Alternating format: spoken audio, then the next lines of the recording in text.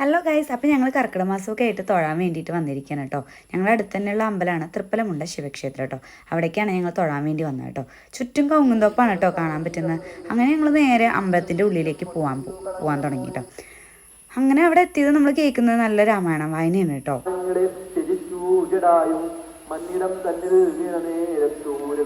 അങ്ങനെ രാമായണ വായന കഴിഞ്ഞ് ഞങ്ങൾ നേരെ തൊഴാൻ വേണ്ടി കയറി കേട്ടോ. അവിടെ നല്ല മഴയായിരുന്നു. തൊഴാൻ കയറുന്ന സമയത്ത് ആ മഴയത്ത് ഞങ്ങൾ തൊഴാനൊക്കെ കയറി തൊഴുത് കഴിഞ്ഞ് പ്രസാദമൊക്കെ വാങ്ങി തിരിച്ചിറങ്ങി കേട്ടോ. നമുക്ക് ഈ ഫ്രണ്ട് ഭാഗത്ത് കൂടെ ആണെങ്കിൽ ഇങ്ങനെയാണ് കേട്ടോ നമ്മൾ ഇറങ്ങുന്നതും കയറുന്നതൊക്കെ. പക്ഷേ വേറെ സൈഡിൽ കൂടെയൊക്കെ വഴികളുണ്ട് കേട്ടോ.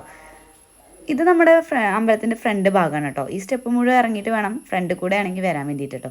ഞങ്ങൾ വന്നത് ബാക്ക് ഭാഗത്ത് കൂടെയാണ്. അതുകൊണ്ട് താഴെ വരെ റോഡുണ്ട് കേട്ടോ.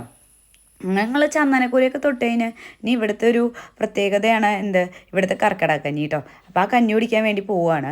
12 ദിവസം കർക്കിടകം 12 വരെ നമുക്ക് ഈ കഞ്ഞി ഇവിടെ ഉണ്ടാവും കേട്ടോ. ഇതൊരു പ്രത്യേക മരുന്ന് തന്നെയാണ് കേട്ടോ.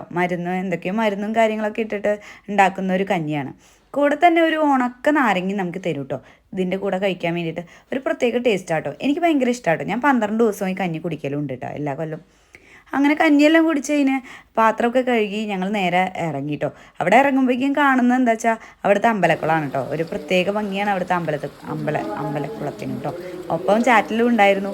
അപ്പോൾ ആ വെള്ളത്തുള്ളി ഇങ്ങനെ വീഴുന്ന കുളത്തിൽ കാണാൻ കഴിയും കേട്ടോ. അങ്ങനെ ഞങ്ങൾ തിരിച്ച് ഇറങ്ങി.